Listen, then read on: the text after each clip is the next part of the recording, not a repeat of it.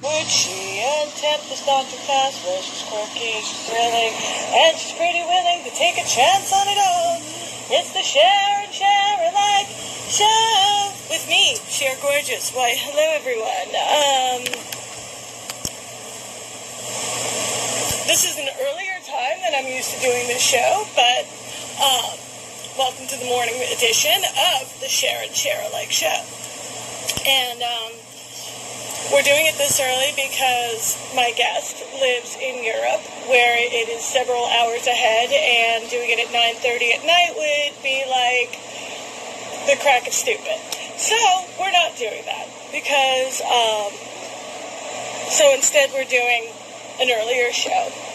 And also, let's see how this time slot works, because if it does, then maybe this could be a regular thing. Who knows? There was a time, actually, that, 11 o'clock would be considered early for me to be waking up. Now I wake up at 8 a.m. But anyway, and hello, everyone. So, just a few things that I looked up today. Do you know that there was a guy at Disney World that was quarantining on some island or something and saying it was like paradise? He was obviously arrested, but I mean, I guess it's like, it's deserted. There's no Mickey Mouse. Nobody's serving up Mickey Mouse waffles. So really, what's the point of being there is my question. So,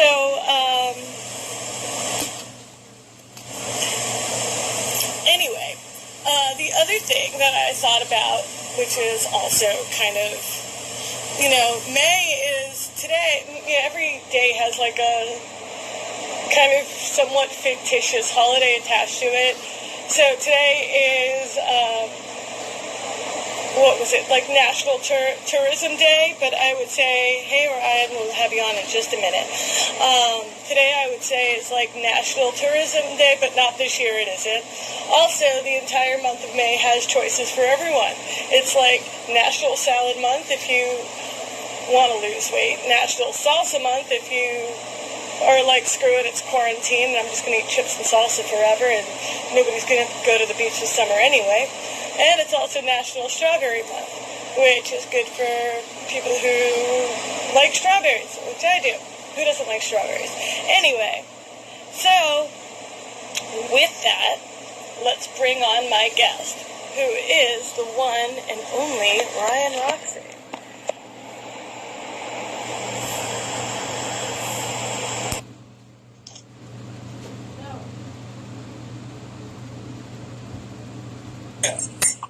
Hello. Nice to see you. What's going on? It's like way earlier here, obviously. I'm seeing that it's like kind of dark where you are, or that's just the background. That's just my background in New York City, so I can confuse people of like, wait, why did we do this so earlier? I thought she just said we were in Europe. No. We're early risers. No. I'm still having some afternoon coffee. How about that? That works for me. I'm having a really big bottle of tea, so I think it's tea. Anyway. It's something. Well, great. Anyway. Thank you for having me on, Sharyn. Everything's cool. I'm just hanging out in my son's room, which is basically my film studio and my podcast studio and my recording studio. Pretty much my whole entire world right now is about hanging here. And your son sleeps your son's like, Dad, get out of my room already, or what? No, he actually sleeps in his mom's house 99% of the time now. So when he does come over, he just, we clear it out real quick. And but at the same time, he's been very understanding. He's a YouTuber. He's a gamer. He understands the power of the internet. And actually, the Wi-Fi signal is much stronger in his mom's house. So I think he spends more time there. Awesome. So, what kind of things does he do on YouTube, actually? I'm curious. He's a unique guy because he was an American. He's half American, half Swedish. Okay. His mom's from Sweden. That's why we're here right now. But he had a lot of videos that he filmed, directed. He was early in on it, like years ago. And then he's kind of since dived down. He was doing hosting for doing some hosting for award shows around here in Sweden.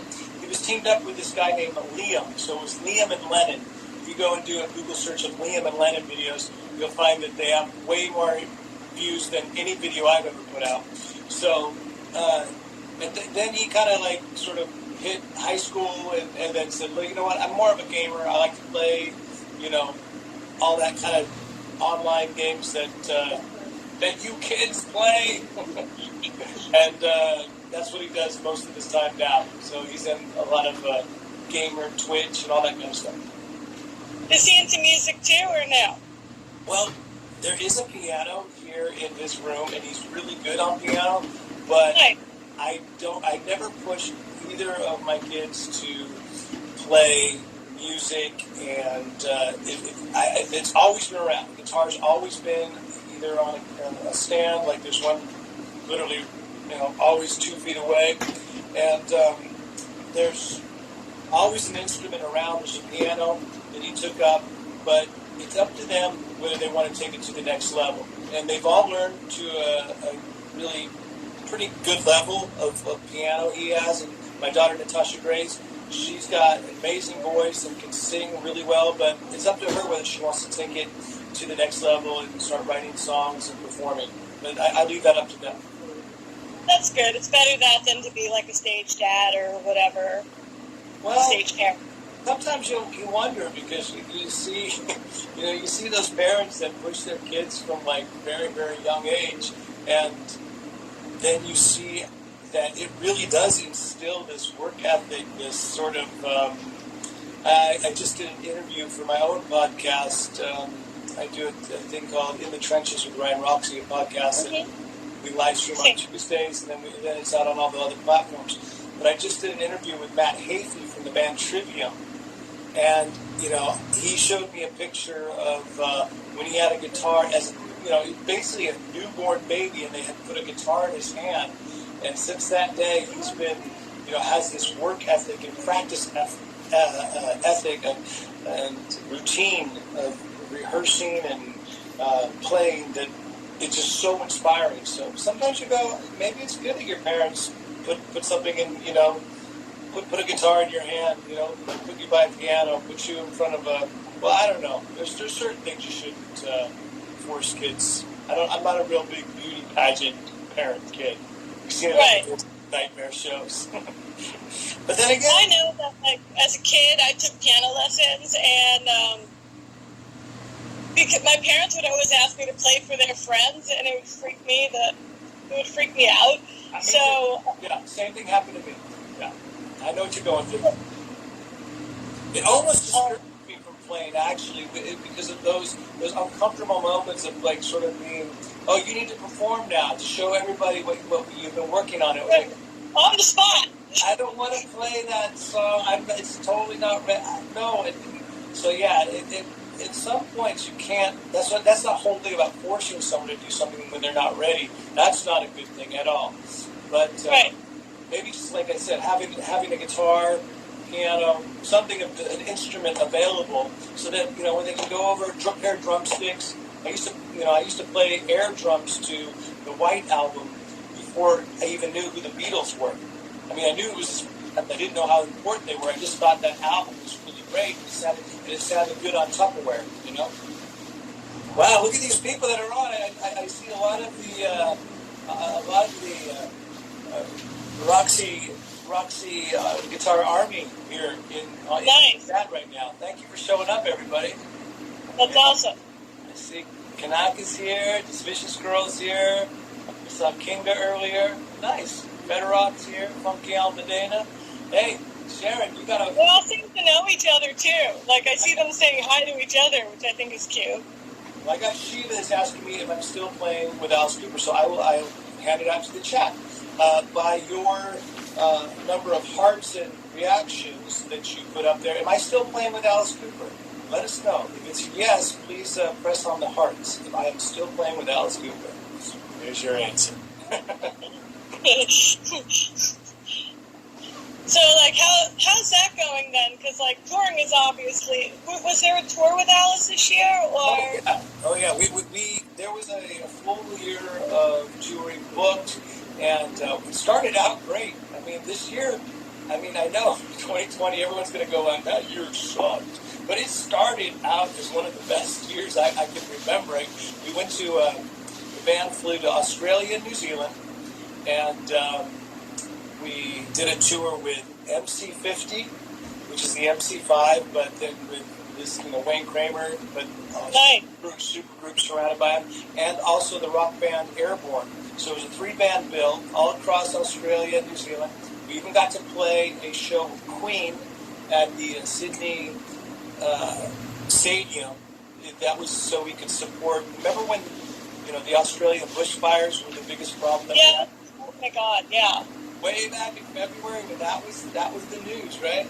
So yeah. we ended up opening up for Queen and playing a show with them there at the stadium. Couldn't be happier. Flew back from New Zealand. Of course, we were. If you look at our old Instagram posts, Tommy and I were the ones that were wearing masks. Me and Tommy we were saying, we're prepared, but obviously nobody was really prepared, and so we landed back in Sweden, and then basically the world shut down since then, and we've obviously had to make adjustments and find new places to play, and that's what we're doing right now. Now you and Tommy both, sorry for scrambling my words, you and Tommy both live in Sweden, right? No, that's a common mistake that a lot of people, including myself, being geographically challenged when I was growing up, Sweden and Switzerland. So I just think I'm the one with the Swedish pancakes. I'm the one like at the North Pole, and Tommy's the one with all the money, with all the Swiss bank accounts. So he lives in Switzerland. I live in Sweden. Okay, all right. I thought, well, I guess Americans don't even know where states are. So like, if we confuse Sweden and Switzerland. And that's kind of a sad commentary for me, though, personally, because my family's from Eastern Europe. My mom's from Poland, my dad's from Ukraine, and they both grew up in Wrocław. I said it wrong. Wrocław. There we go. Nice. That's all the Polish I know. But let me ask you this: is that a hardcore superstar shirt you're wearing? It is. That's a Swedish band. So already you're getting education, although I'm seeing it backwards, so I'm not sure we're having a backwards moment here. But that is, folks, if you're watching, everything's backwards. That's hard. My cheap pillow that I made during quarantine, that's backwards too. You got good taste in music. Sounds good. Hey, those of you that are watching, go check out. Well, obviously, you got to check out Cheap Trick. They're one of my favorite bands. But Hardcore Superstar is a great band from Sweden as well. They're from the south of Sweden. I live in Stockholm. Hardcore Superstar comes from Gothenburg. Hey, are those flags from Argentina? Do I see some Argentinian flags there? I think I do. Silvia Mitral, am I right? I don't know. There's the Netherlands being represented. My mother grew up in Argentina as well, which is a whole crazy story. But, yeah, so that way I hear Argentina, I'm like, I'm kind of Argentinian, but not really. Well, I see a lot of people that are representing their countries that we're watching from, and that's what I think is the coolest part about doing these live streams, is I've been doing a lot of them. I don't do a lot of them on Instagram because I haven't figured out how to read comments and try and do a show at the same time. Because I'm having so I'm like, I'll read them after the show. I'll watch it again.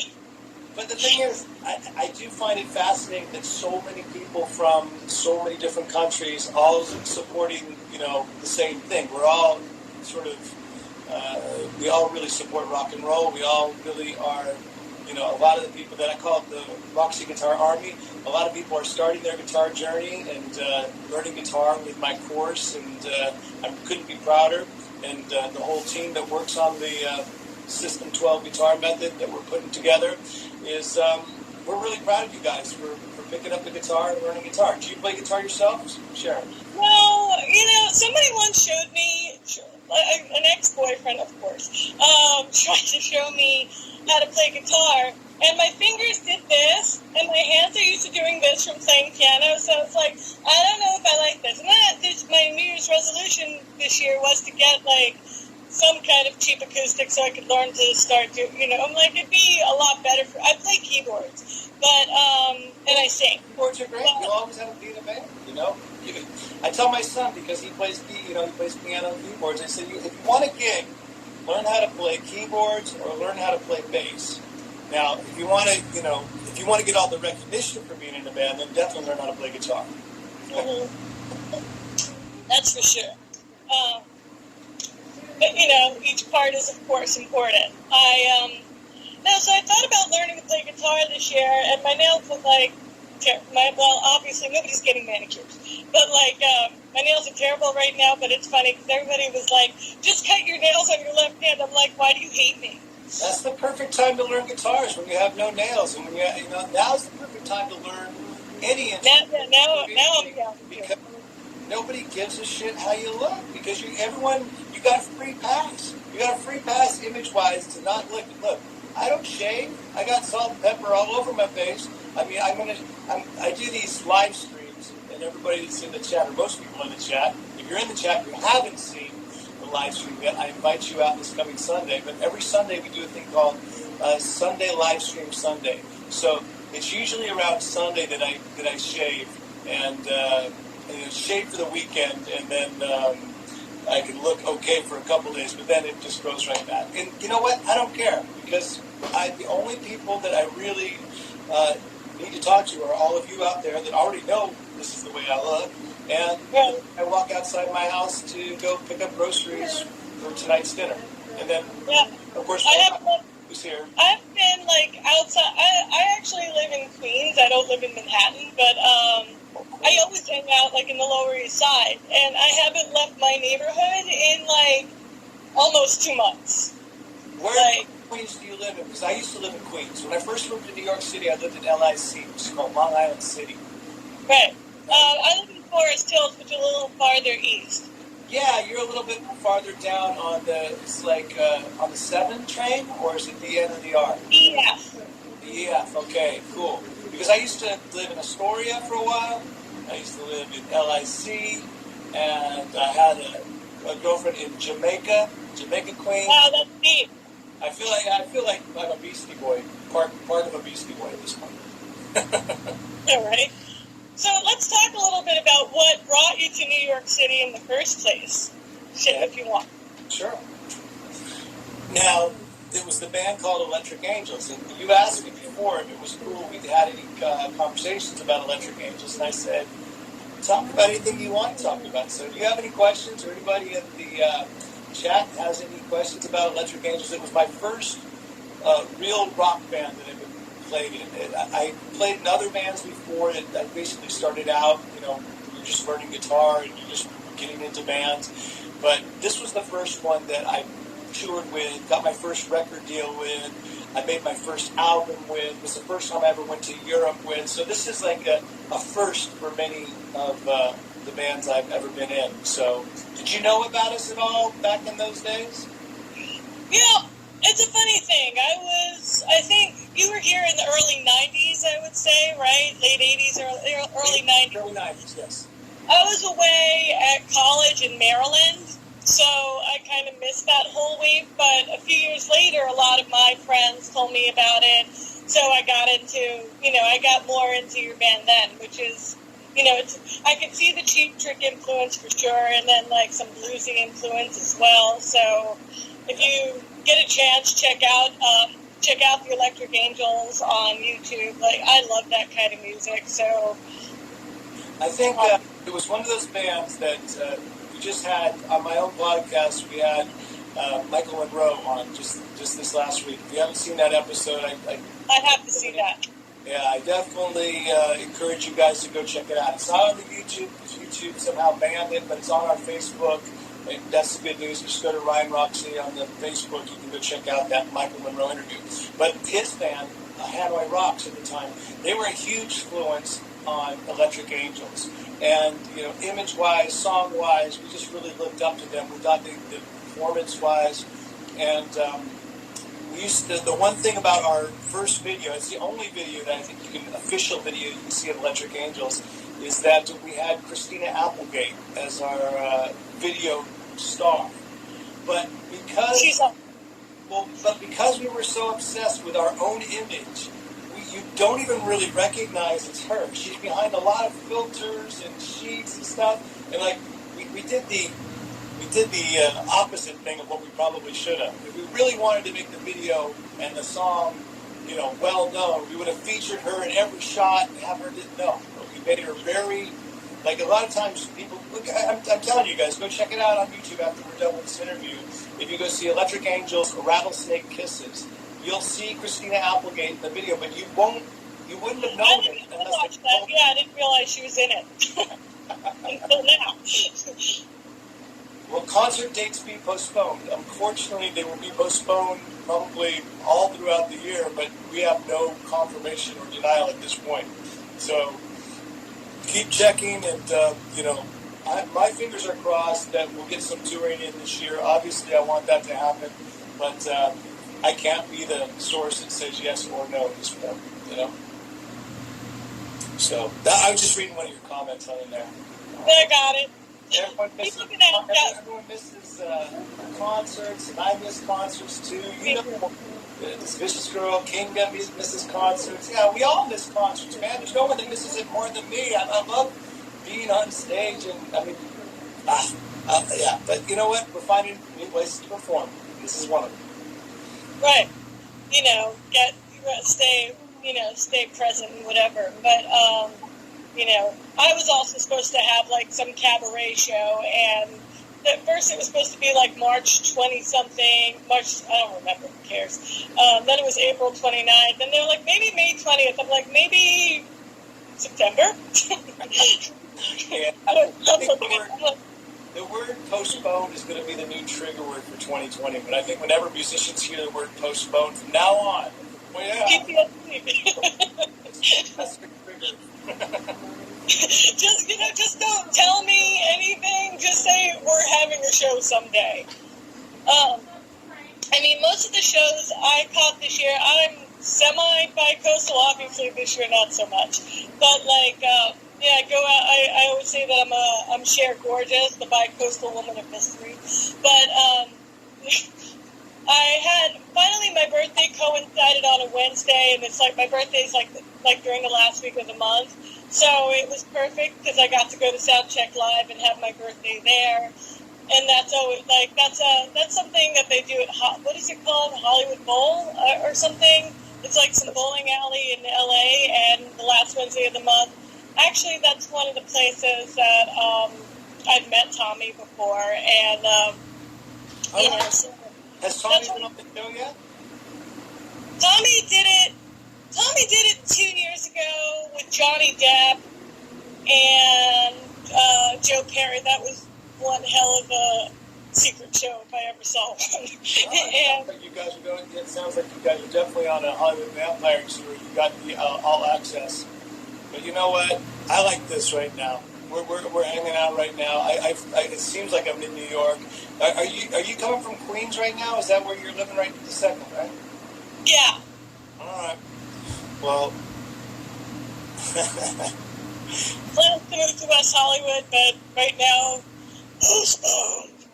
Anyway, but yeah, and I got to see Bang Tango, and I think that's really all the concerts I've got to see this year. I think and then everything shut down, and it's like, wait a minute, all right.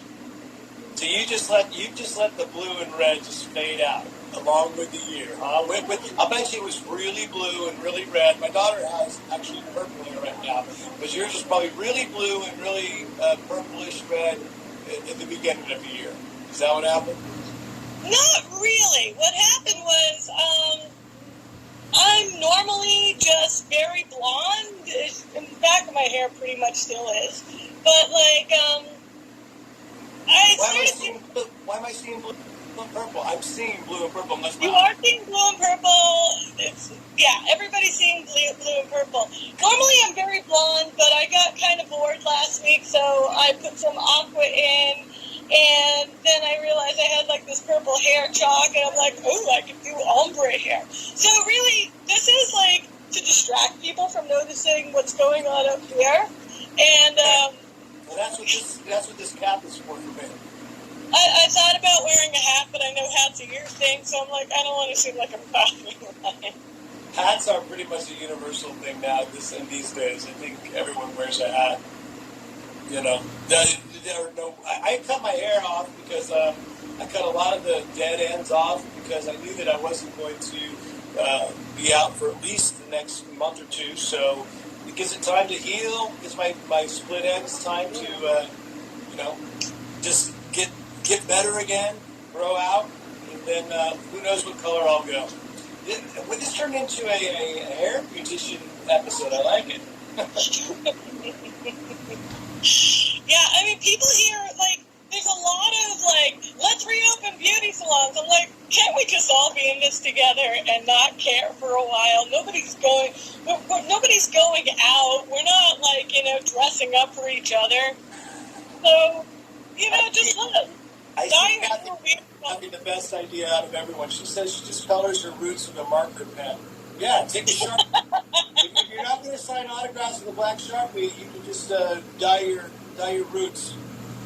Yeah, that sounds like, that might be my next move because, maybe I'll just go black or something. But then once you go black, you never go. Anyway, so. What? I've heard that. No, I have too much fun as a blonde. So and now what is it? A My Little Pony kind of hair. Actually, I see the My Little Pony vibe. Yeah, I see. Once you go Brazilian, I see Brazilian flags out there too. Man, I like this. That's awesome. I feel like the world just got really small, and that's really amazing.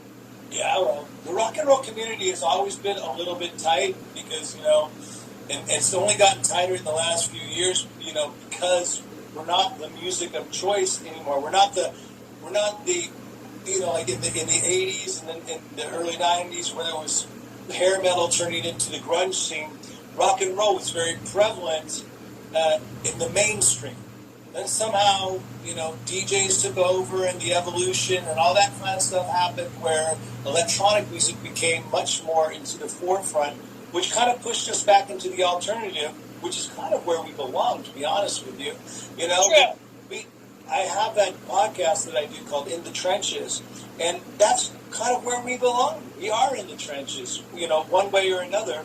I've been in the trenches of rock and roll pretty much my entire career, so we're here now, but we're all together in it. Even though we're supposed to be 6 feet apart, we're at least online. We're about as close as you can get. Right, it's physical distancing, not social distancing. There you go. So if anyone has any questions for Ryan, now's the time to ask. Well, I like it. I saw one question that someone asked earlier. They said, how does it feel to play with Alice Cooper? And, you can't even describe it because it's like having the best boss in the world coupled with, the best sort of circumstances. Get to do what you always wanted to do and work for a guy that loves doing the same thing. That's you can't find a better job than that. So whatever it is that you guys do out there that are watching, I wish that you guys, and I hope that you guys find a boss that loves doing what you like doing just as much as you do, because then it makes the whole experience that much more rewarding. Because and I've learned also how to golf and things that I didn't even know I would like so much because he was passionate about it. I go, I'm going to try it, and now I am crazy about golf. I mean, that's a big part of going out on tour with Alice Cooper for me is that I get to play golf every day with him. And those types of things are just priceless when you got a boss like that. So there you go. That's amazing. All right. Anybody else? The question I see is, how's your System 12 guitar method going? Less than 2 weeks on the Kickstarter? You're right. There is less than 2 weeks. I will tell you straight up. I wanted to stop this Kickstarter campaign like today, yesterday, last week. But Kickstarter will not allow me to stop it. They have to let the whole campaign run out. So I'm telling you guys right now, there's still a couple, I think 14 days left. But as soon as we can wrap it up, I want to start getting to give you guys the final product, because as soon as we wrap it up, we're going to film the final version of the System 12. Right now, if you go there and you contribute, you're going to get the beta test version that we have out, which is cool because you're going to start learning guitar right away. But yeah, I would rather finish it sooner than later, but hang in there, folks. We're almost, we're in the home stretch. If you haven't checked out it yet, RyanRoxie.com, just click on the Kickstarter button, or maybe someone there could be gracious enough to put in the link. And yeah, it's going good, but like I said, I'm anxious to wrap it up and get to the real final product. What else is up there? What other questions you got there, Sharyn? Anything for me? Well, what I was going to add, do you want to expound on that project a little bit? Because that sounds kind of interesting. We haven't talked about that. Which one? The one that... Fuck it. I'm good.